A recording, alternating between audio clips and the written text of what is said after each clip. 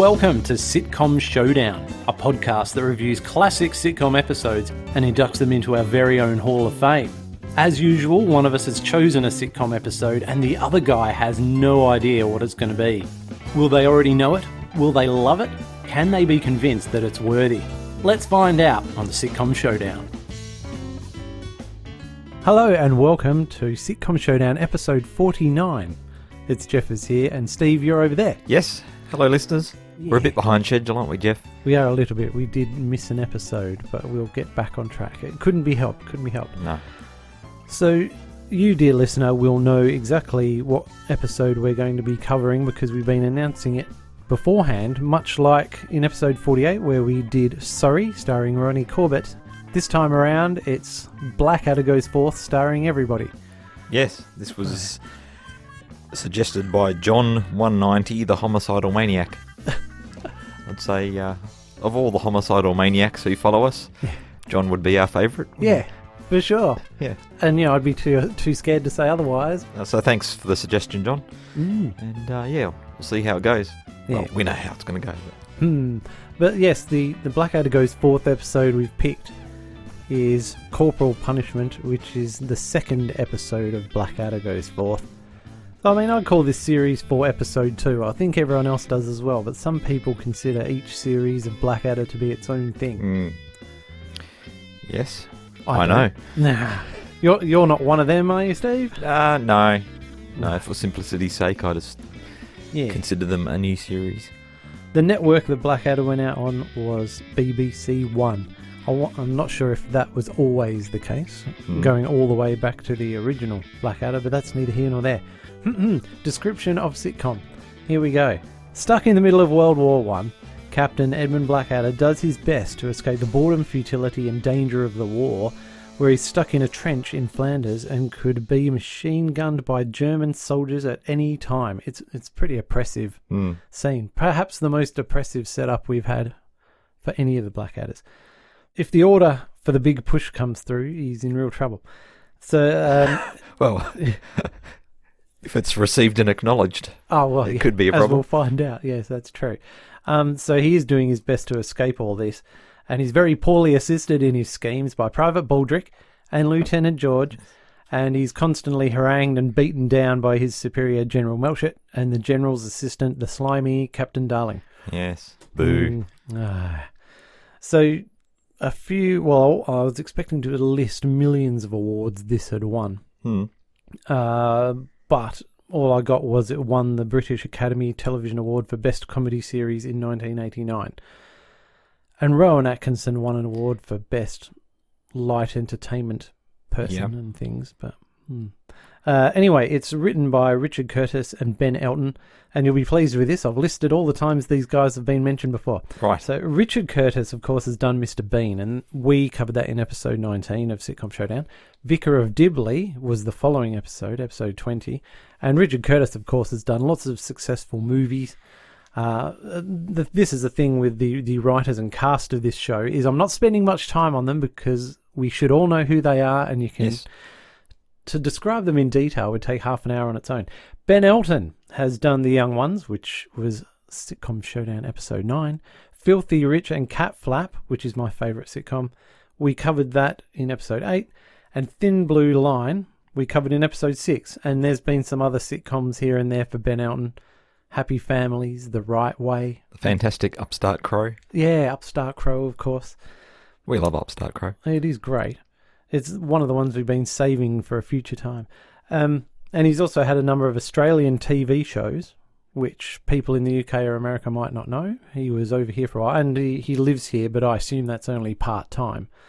So maybe 6 months here, 6 months in the UK. Who knows? But Ben Elton he's from our neck of the woods, or at least lives here now. Now, famous stars for Blackadder. Lots of people who might be peers of the realm type chappies these days. So I'm going to zoom through and list their acknowledgements from the royal family as we go. Rowan Atkinson, CBE, plays Captain Edmund Blackadder. He's also Mr. Bean and Johnny English, and he's a great comedian. Tony Robinson plays Baldrick, and he's Sir Tony. Mm-hmm. So he's the highest of all these chaps. He's risen to the very top. He plays Private S. Baldrick. Doesn't stand for Sir. What does it stand for, Steve? Shut up. I thought it was Sod Off. Oh, But maybe that's only series 2. I'm mixing my generations here. Yeah. Yeah. He's also known as the bloke from Time Team. And we used to enjoy watching him in the sketch show Who Dares Wins. Yes. And Who Dares Wins. Most of the other guys on that went off to do shows like Chelmsford 1, 2, 3. Yeah. Which Tony wasn't in. I like Chelmsford 1, 2, 3, but it is low quality. Moving on to Stephen Fry, equally famous. He hasn't got any sort of OBEs or Sirs or anything like that, but I think he's the sort of dude who turned them down. But Prince Charles has called him a national treasure, so I think that counts. He plays Sir Anthony Cecil Hogmanay Melchett. Yes. That's a mouthful. Aside from being the co-host of QI, and he's appeared in millions of other TV shows and films, he appeared in the aforementioned Ben Elton sitcoms Filthy Rich and Cat Flap and The Young Ones. And when he appeared in those sitcoms, he was with his co-conspirator Hugh Laurie. Yes. And they've done lots of shows together, but mainly a bit of Fry and Laurie. And there was also Jeeves and Wooster, which I've only watched a few episodes of. Yes, I've got a bit of that. Yeah?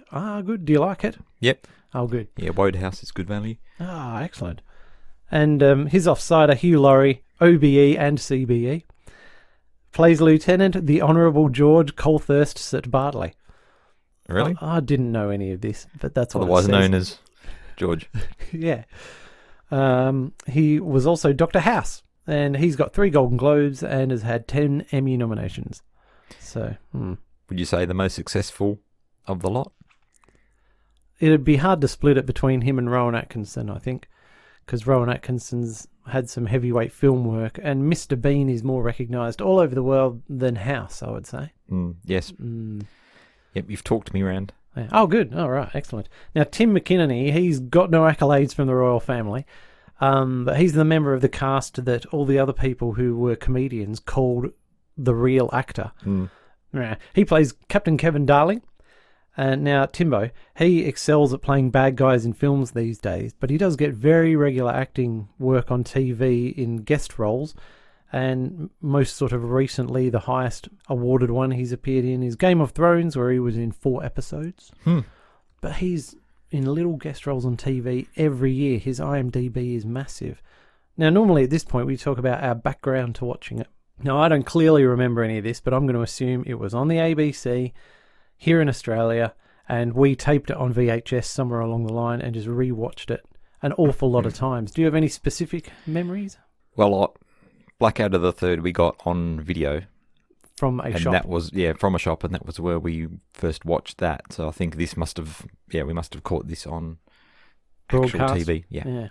So we would have been anticipating it, having enjoyed Yes. number 3. Definitely. Many years ago now. Yes, a long time ago. All right, without any further ado then, let's pretend to go off and watch this, Steve, and bung in a bit of a clip, and we'll be back. Yep.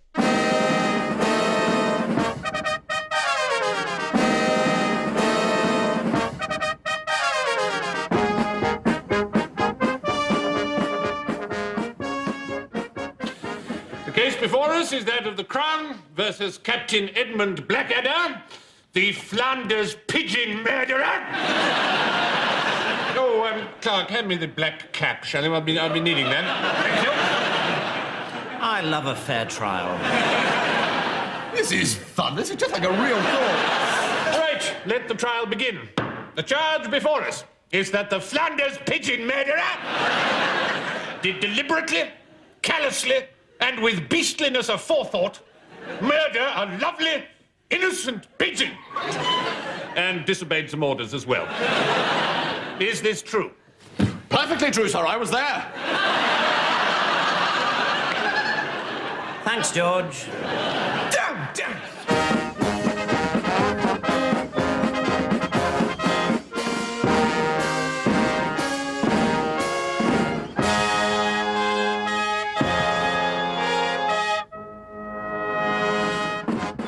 We're back.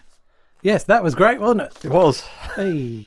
Let's launch into the synopsis. It's a biggie, even though it's quite a simple plot. I'm surprised. Captain, I was just saying to you this morning how simple it is. Well, and it's very straightforward and down the line. A follows B and C follows, A follows B. C follows B. Yeah, that's right. Anyway, don't worry. We'll get there in the end. Captain Blackadder, calm down. Captain Blackadder's on the phone in the trench, and he's taking what appears to be a table booking for some sort of a restaurant. This is to tell us that there's problems with the phone line, which means no orders are getting through, i.e. military orders, but plenty of other orders are coming through. And that suits Blackadder just fine because he doesn't particularly want any orders to go over the top. Yes. Anyhow, George is a bit disappointed because he's eagerly awaiting the order to go over the top to death or glory, like the mad optimist that he is. Yeah. The phone rings yet again, and it's Captain Darling on the other end calling from HQ to give Blackadder orders to advance at once, but Blackadder pretends there's a very bad line, and again he gets to do some very funny things and make strange noises and fob off Captain Darling and pretend he never got the message. Mm-hmm. And so by the end of the call, Captain Darling has no idea whether he actually got through to Blackadder or not. So there's benefit of the doubt there. And Blackadder appears to have stalled the orders for the time being. And so we know he's on borrowed time, though. But George still has no clue what's going on. And he doesn't even realise that Blackadder just more or less disobeyed orders. Yeah. He's not very bright, George. Baldrick rushes in with a telegram, which is apparently addressed to a Cat Payne Blackadder. Yes. And it says, George, do you know a Cat Payne Blackadder? And he goes, no, not really. And so Edmund screws up the telegram and throws it on the floor. And Baldrick then announces there's a pigeon in the trench. Yes. It's all about the plausible deniability. Yeah. A pigeon, you say? That's right. So they go outside, and George identifies it as one of the king's carrier pigeons. And Baldrick says, no, there's no way that pigeon could carry the king. It hasn't got a tray or anything. Oh, you're already sniping my, it's just my gag list. Yeah.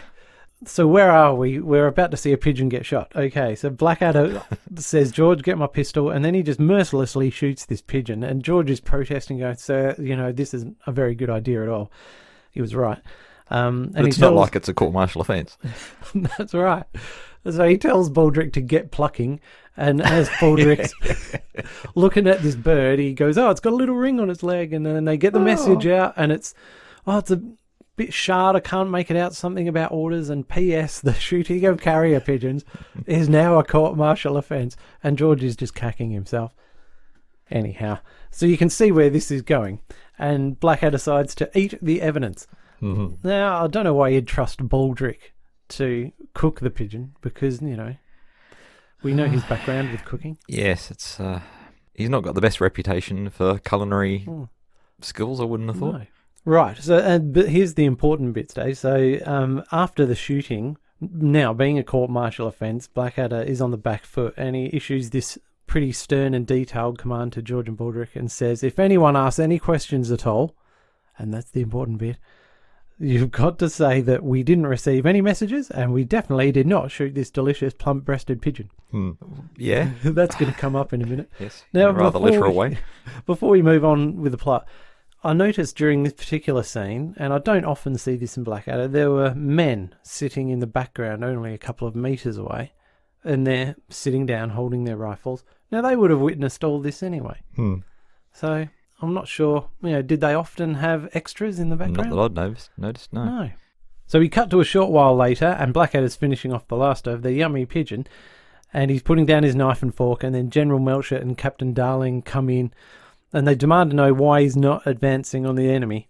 And Blackadder claims that no decipherable orders have come in. He's got the plausible deniability.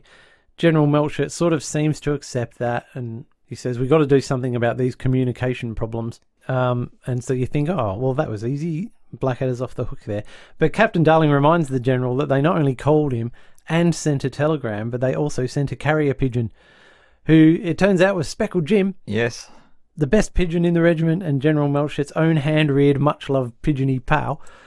And getting to the matter at hand briefly, Melchett then gives them the order to advance, so they can't squirm out of it. And he goes, all right, synchronise watches. What's the time there, Private Baldrick? Which, as we know, is a question, and he has to answer any and all questions with the response.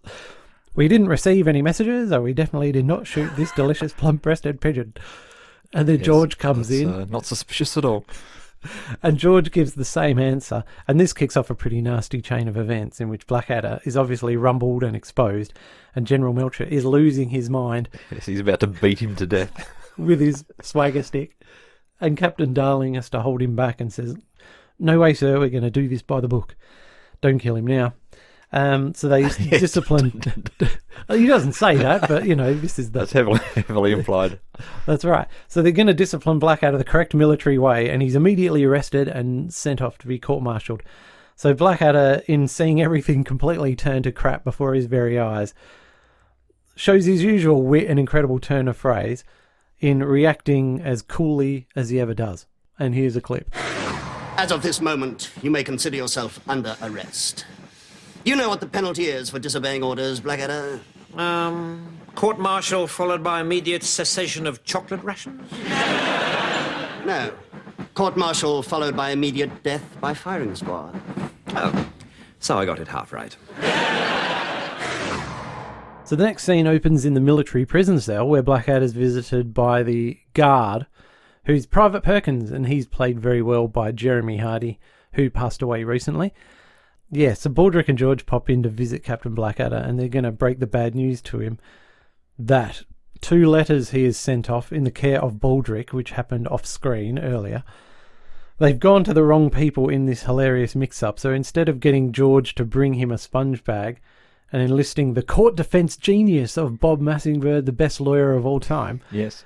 thanks to the mix-up, Blackadder now has George as his lawyer and a sponge bag on the way to him from the super lawyer, Mr. Massingbird, presumably.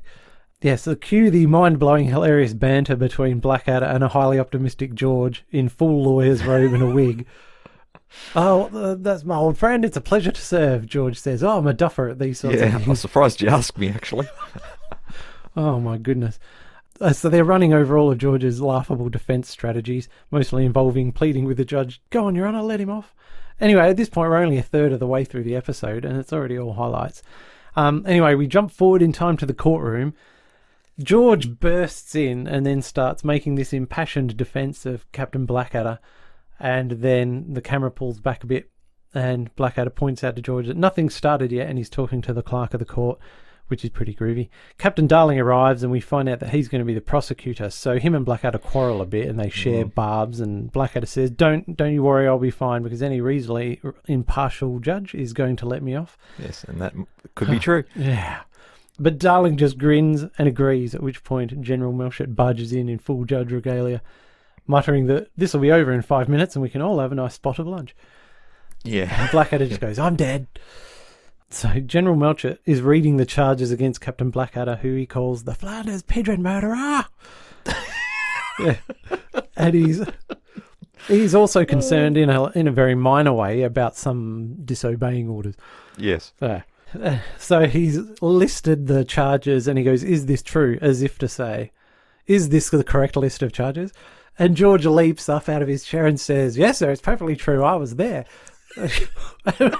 The trial's 30 seconds old and George is already blown the game. Already thrown him under the bus. Oh, man. And it gets worse from there. So George's next move after that bit of a gaffe is to call Captain Darling, the prosecutor, as a defence witness. "Captain Darling, do you think of Captain Blackadder, aside from this incident, as being the sort of man to usually ignore orders?" "Yes, yes, I would." "Oh, really? I was rather banking on you saying no there." Anyway. Don't worry, he redeems himself by calling the next witness. Oh, my goodness. Yes, so the next witness is Private S. Baldrick. So he calls Baldrick to the witness box, and on the way there, Baldrick's told by Blackadder to deny everything. And here's a clip of what happens. Are you Private Baldrick? No!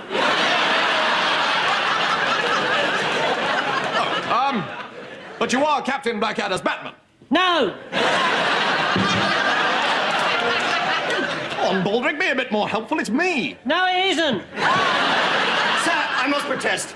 Quite right. We don't need your kind here, Private. Get out. So George is left with no other option but to make a closing statement, which is hilarious in itself. Melcher ignores all that and he declares that Blackadder is a hound and a rotter and he's going to be shot. But for the sake of completeness, he does let Darling actually present some sort of prosecution case. which only consists of calling General Mildred the judge to the witness box as a witness. That's absurd.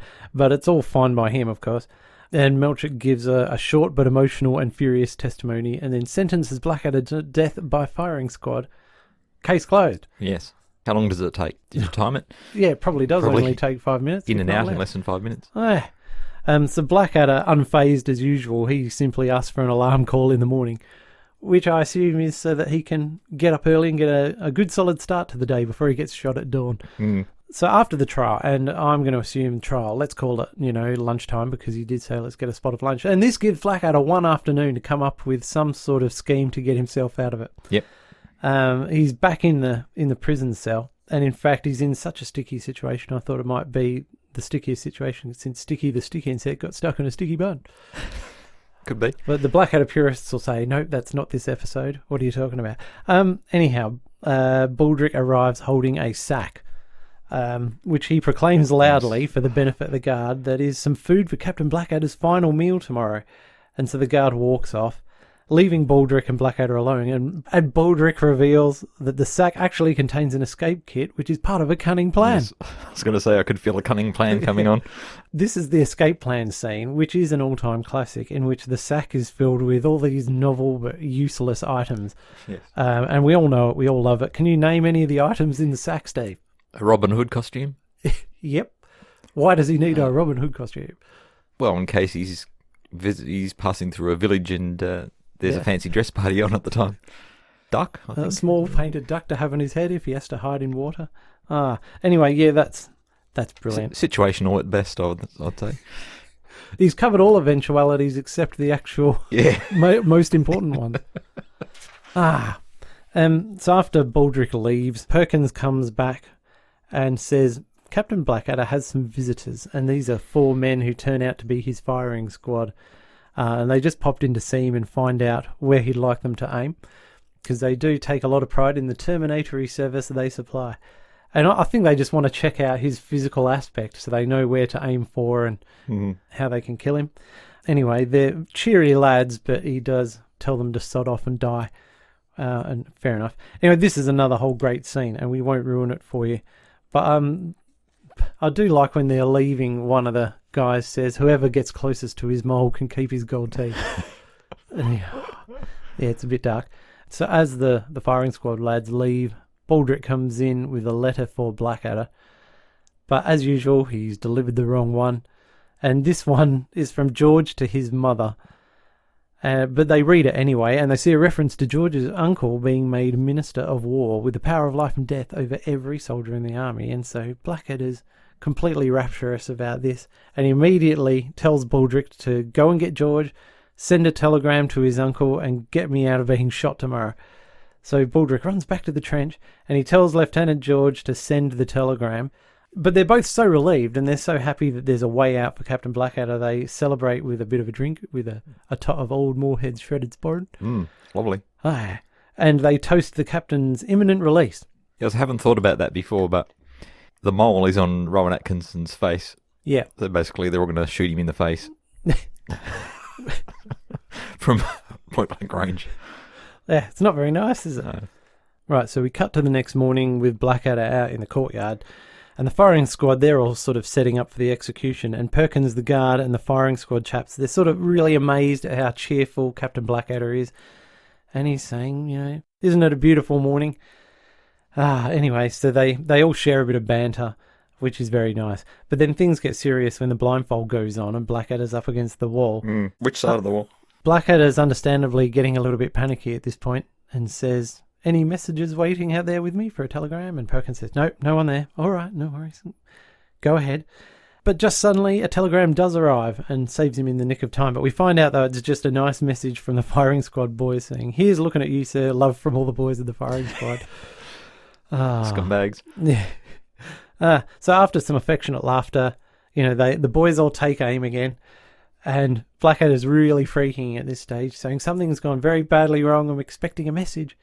And then we hear ready, aim, and so they cut before the firing, and they cut back to the trench with Baldrick and George, who are completely hungover And as they're coming around, they thought, why did we end up getting so hammered last night? And remembered that they were celebrating the release of Captain Blackadder. Yes.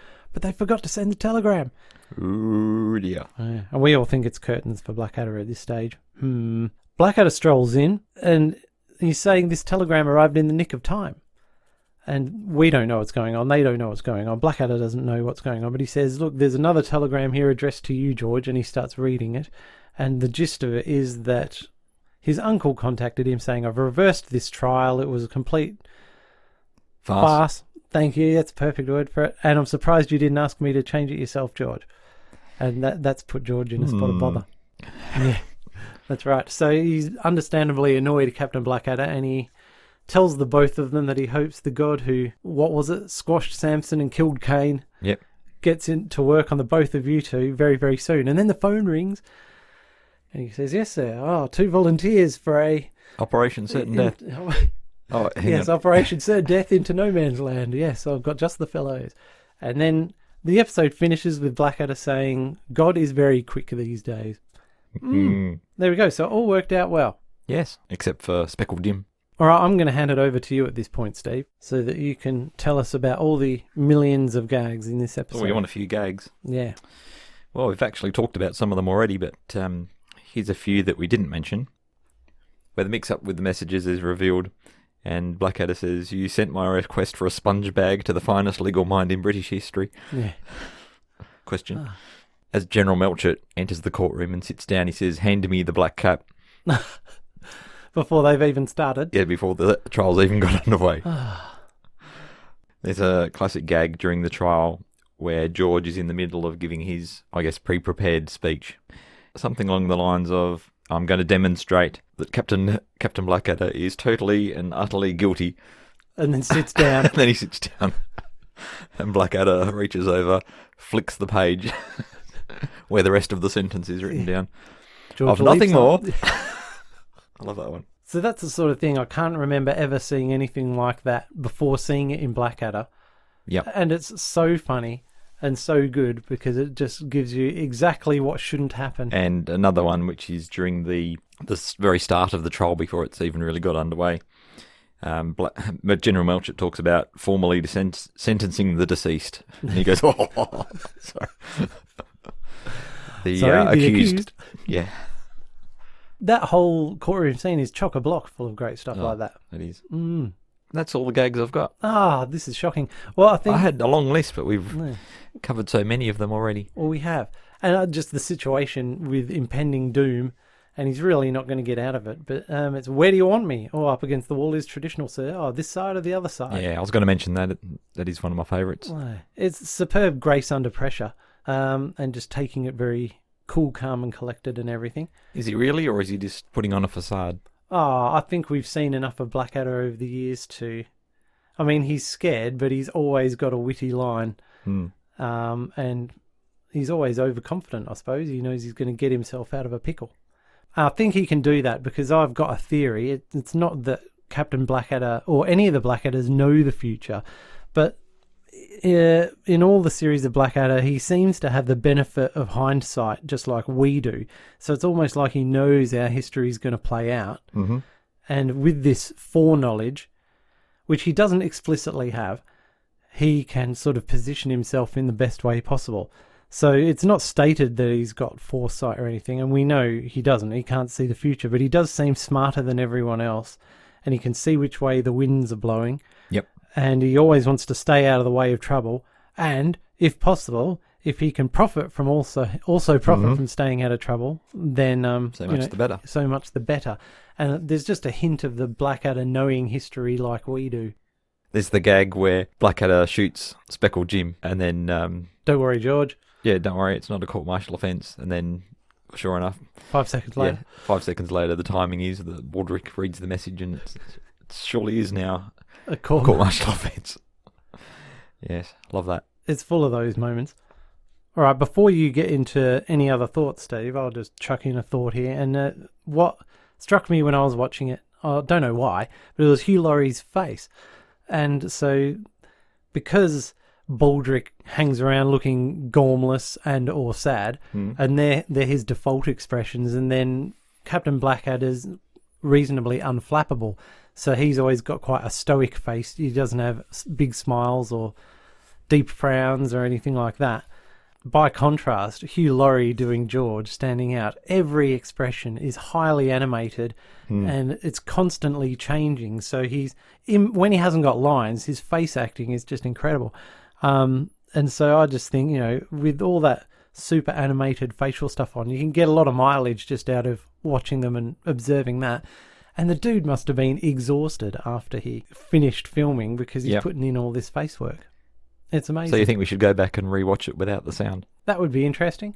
So a few more meta thoughts. I like the fact that General Melchett, like at the same time he's sending young British men over the top to die, they're just getting slaughtered like absolutely crazy. Oh. He values this one pigeon's life above everything else, and that's the thing that really sets him off. Just unbelievable. It is unbelievable. I like how communication is at the heart of this episode. So by avoiding the communication, Blackadder going and gets himself into this. I mean, he gets himself out of the problem of going over the top, but he gets himself into this potentially even worse problem of having shot Speckled Jim and disobeyed the orders and getting himself into the court-martial. So he's going to get shot, except then he'd be disgraced rather than shot as a hero in conflict. Yes. Oh. So, well, but the point was, Yeah. communication is what gets him in trouble in the first place. Yeah. And then he tries to get himself out of it through communication, and that goes wrong. Yeah. And then in the middle of the two, like that's bookending the episode at the start and finish, but then in the middle you've got this trial where, and before you even get to the trial, you've got him giving the message to George and Baldrick, if you ask any questions, this is what your reply is going to be. So he gives them the communication and that goes wrong. I get it. No, it goes. It's the only instance in the whole episode where the message is relayed back perfectly. Yep. And then in the trial as well, what happens there?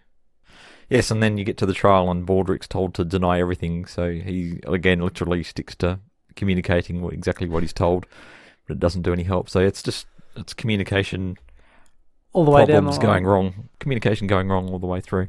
Yeah. Which I really like. I think this episode of all of them is maybe the one where the situation is most dire. Because if the Germans don't get him, because he goes over the top, then he's going to be shot by court-martial. And he's got no friends here. Yeah. Melchett's as mad as a cut snake, and Darling Captain hates Darling him. he hates him, wants him dead from way before this. And then you got the only help he's got, in inverted commas, is George and Baldrick, and they're completely hopeless. So yeah, he's really in a pickle here. So what have you got there? Well, what have you got?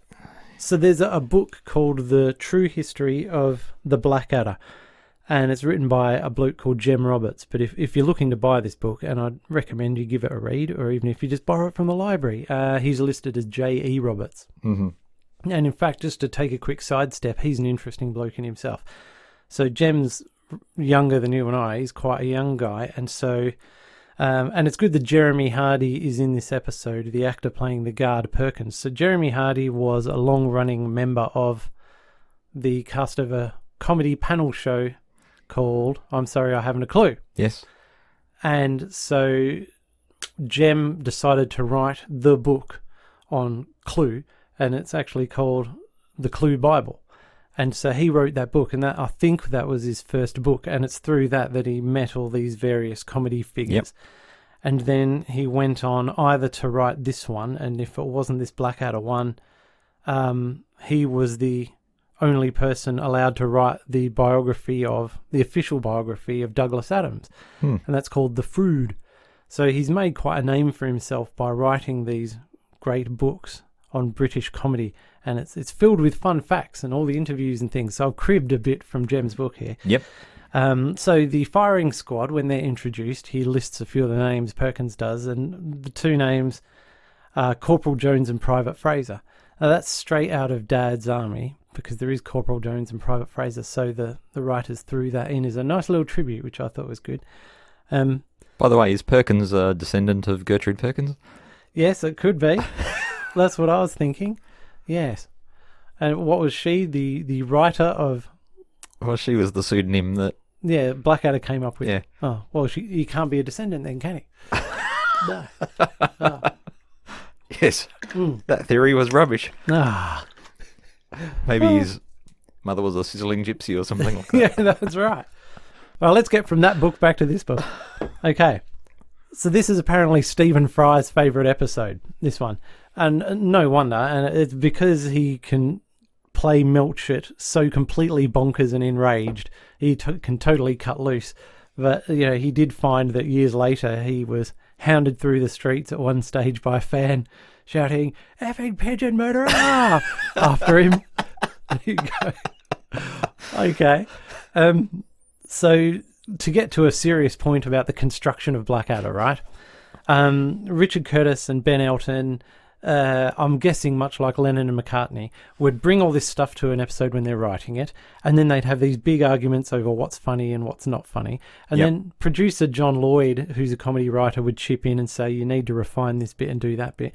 And so by the time the scripts are ready to, you know, start doing the show, they've been honed down into these brilliant scripts.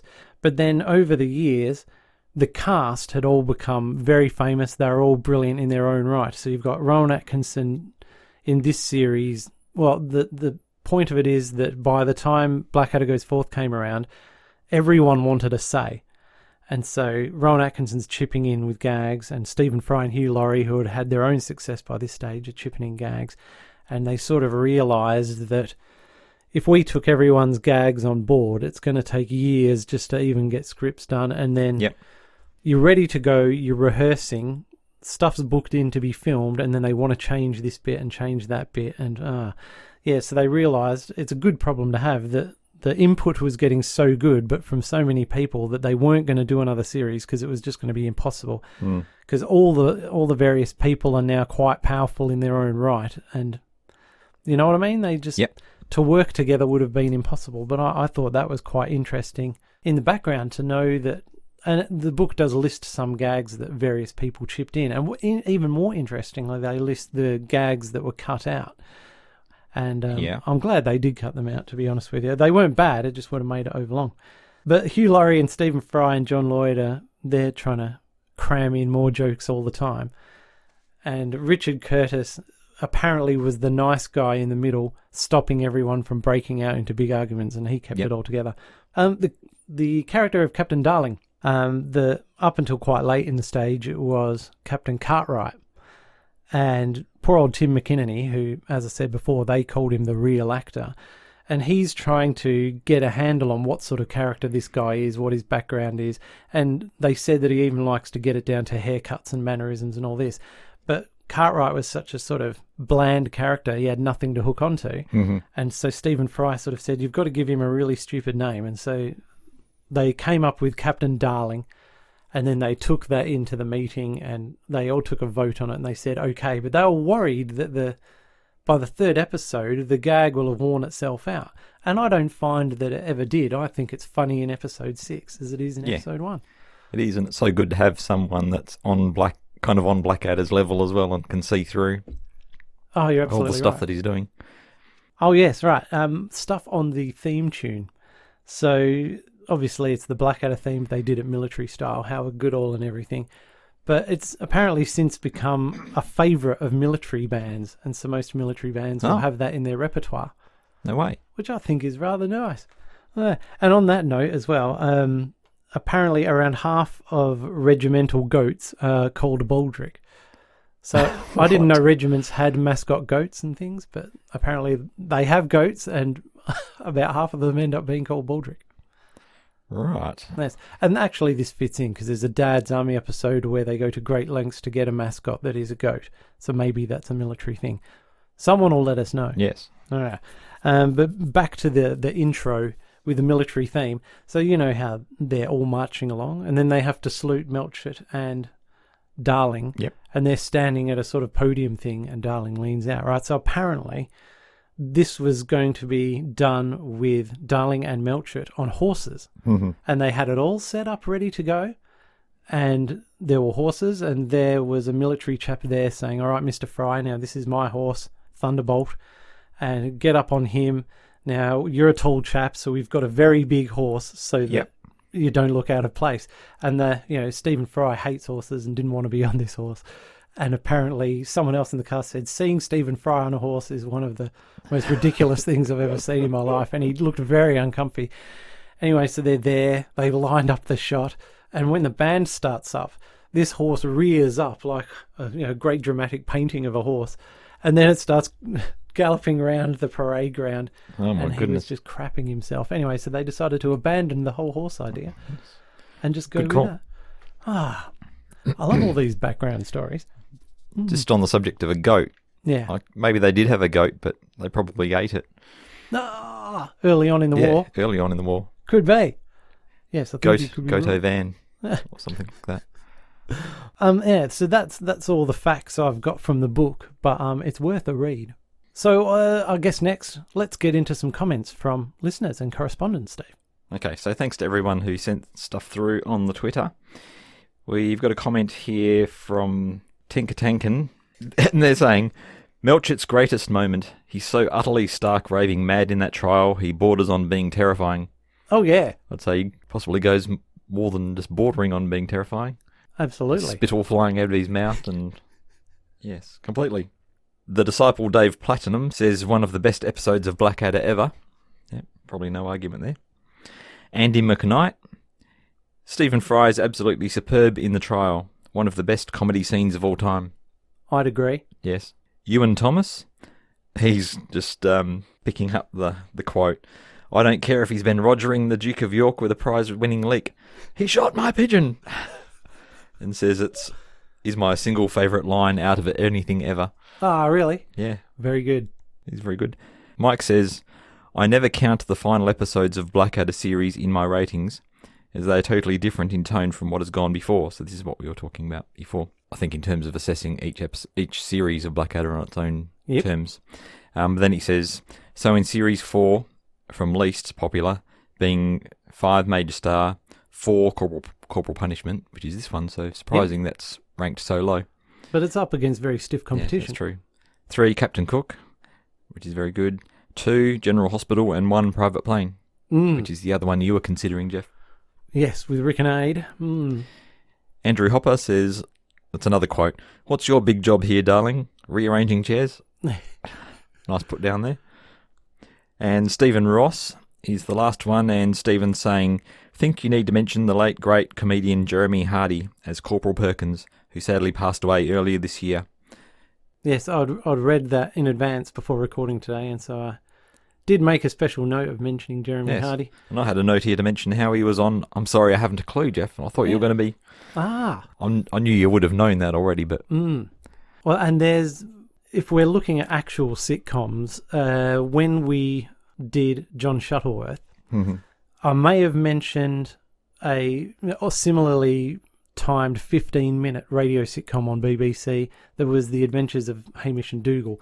You'll have had your tea.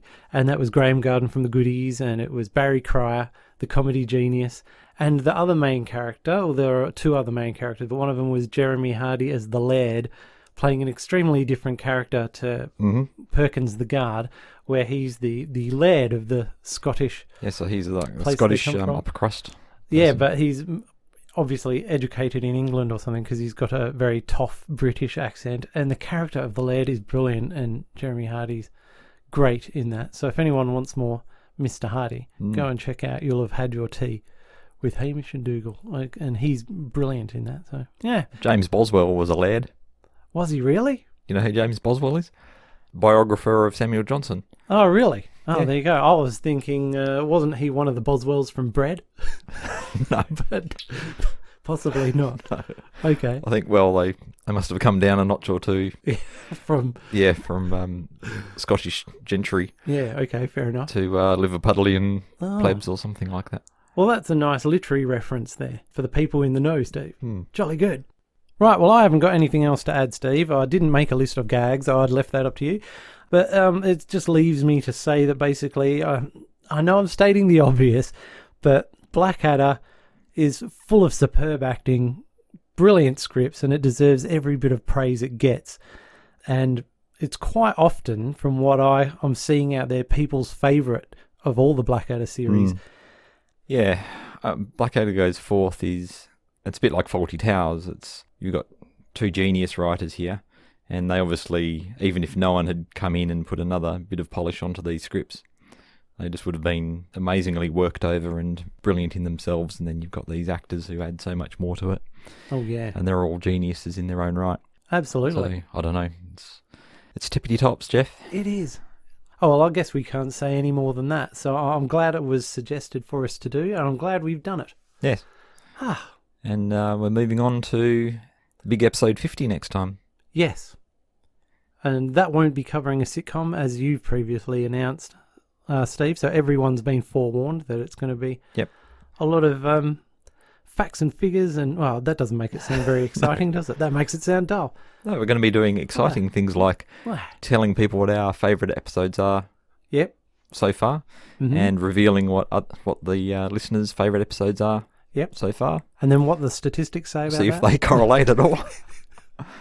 Yeah, we'll be doing some digging into a bit of the statistics to see what's what.